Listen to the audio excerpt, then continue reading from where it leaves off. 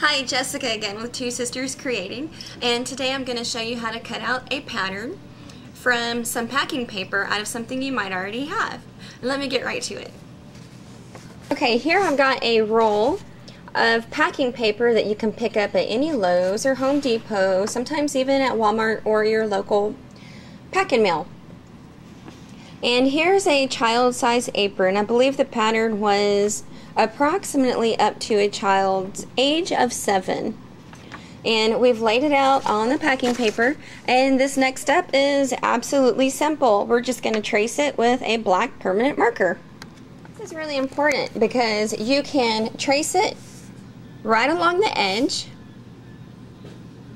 giving you an exact width, or you can trace it a 1/4 inch away from it to give yourself a seam allowance of a 1/4 of an inch. And this is really important for sewing because if you cut this right on the edge of the actual pattern, you have to remember when you cut it out of the fabric that you need to cut a 1/4 of an inch away in excess so you have enough room to make your seam. If you don't think that you can remember that, then go ahead, trace it a 1/4 of an inch away from the actual pattern you want to make, and then leave yourself a notation that this is the actual edge of the pattern and this is your 1/4 of an inch seam allowance. I recommend that you cut it this way just so it's one less thing that you have to remember later on. Okay, on the actual apron you see that my ties are already sewn in place and tied. So on the pattern that you're making, you're going to want to make notations on where you're going to have to add your ties.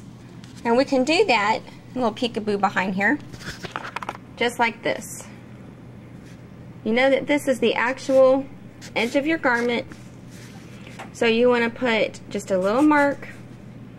These ties look like they're about maybe 2 inches wide, so a little mark, and you can put the word ties right there, whatever you want to write. Strap. Do the same for the top. You want to notate where the straps are up here. So we've done it for the top also. Okay, so now we've got our pattern traced, and for the straps, so you know how long to make them, and this is an easy part, actually the easiest part of making this pattern, because you only need to measure it and then write down on the actual body of the pattern how long you want your straps. And there are 2 side straps for the waist, and here they are, my 2 side straps. So on my pattern I'm going to write waist straps, and I'm going to put a measurement for each one.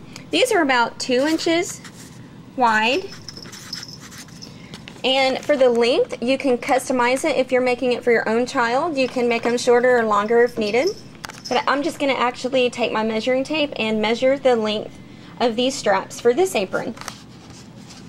Okay, each one of these waist ties is measuring approximately 18 inches long.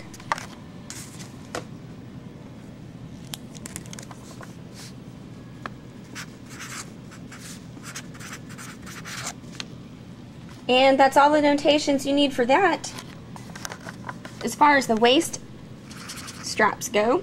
So now the 2 neckties.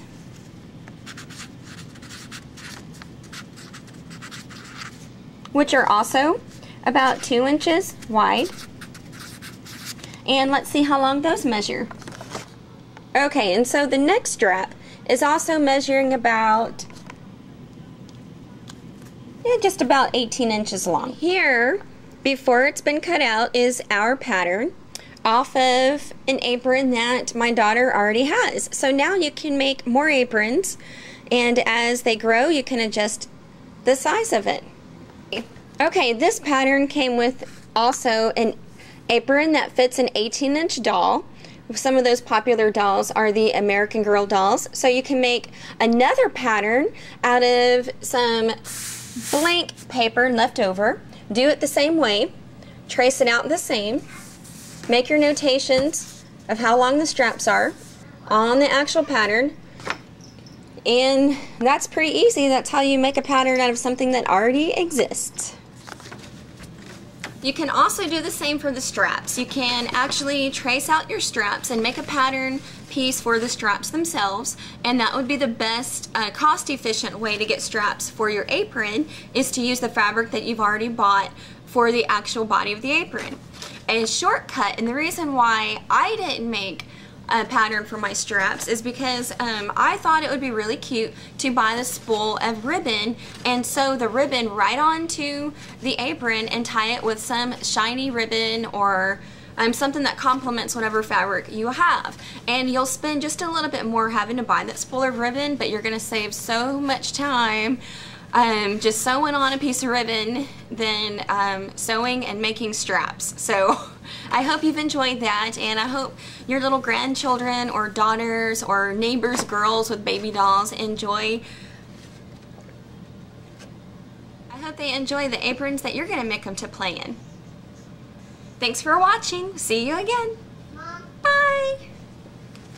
As a quick little bonus, these little paper weights that I'm using were actually made by my daughter. She paints pebble stones. It's one of her favorite projects to do, but I use them, as you see here, to hold down the paper or my patterns when I'm cutting out fabric. If you'd like to know how she does it, check out my video on pebble painting.